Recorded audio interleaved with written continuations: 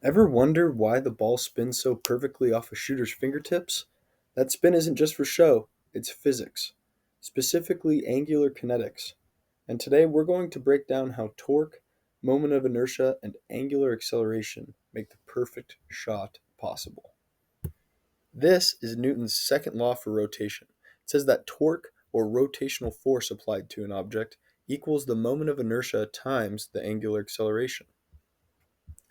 T, or torque, which is force applied at a distance from the axis of rotation.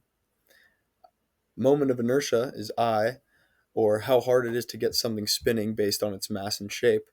And alpha stands for angular acceleration, or how fast an object's spin increases.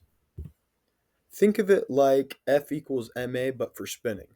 Just like mass resists acceleration in linear motion, moment of inertia resists angular acceleration in rotational motion. Let's apply this to a basketball shot. When a player flicks their wrist, they apply a force on the ball, but not through its center. That offset force creates torque. It makes the ball rotate. The force from the fingers acts at a distance from the center of the ball. That distance is called the lever arm, and it's critical for generating torque. More torque means more angular acceleration.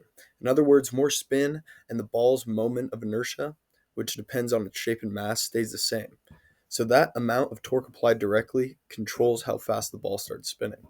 In this shot, a strong flick means high torque. Look how quickly the ball starts spinning. Now here's a shot with almost no flick. Lower torque, and the ball barely spins. Same ball, same moment of inertia, but very different angular acceleration. How torque works in that jump shot is if I flick my wrist, I'm applying force on the ball at a distance from its center. That creates torque, and that torque makes the ball spin. In the lesser torque shot, I barely flicked the ball. That's low torque. And watch how it happened. It barely spun. But now, with a strong wrist flick, when I applied more torque, the ball spun much faster. Because the ball's moment of inertia stays the same, the only thing changing here is how much torque I apply. More torque equals more angular acceleration. Spin doesn't just look cool, it actually helps. That backspin stabilizes the flight path and gives the ball a softer bounce when it hits the rim or the backboard. This is all due to something called the Magnus effect. The spinning ball creates pressure differences in the air that keep it steady. And when it hits the rim, the backspin helps it bounce more softly and stay near the basket. So let's break this down one last time. When you flick your wrist on a shot, you apply torque. And that torque creates angular acceleration.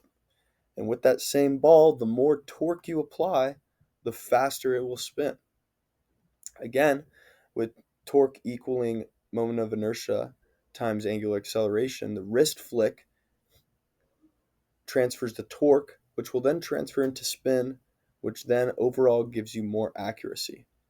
The perfect shot isn't just about aim, it's applied physics. And the science of spin is all around us. And on the court, it's the difference between a brick and a swish.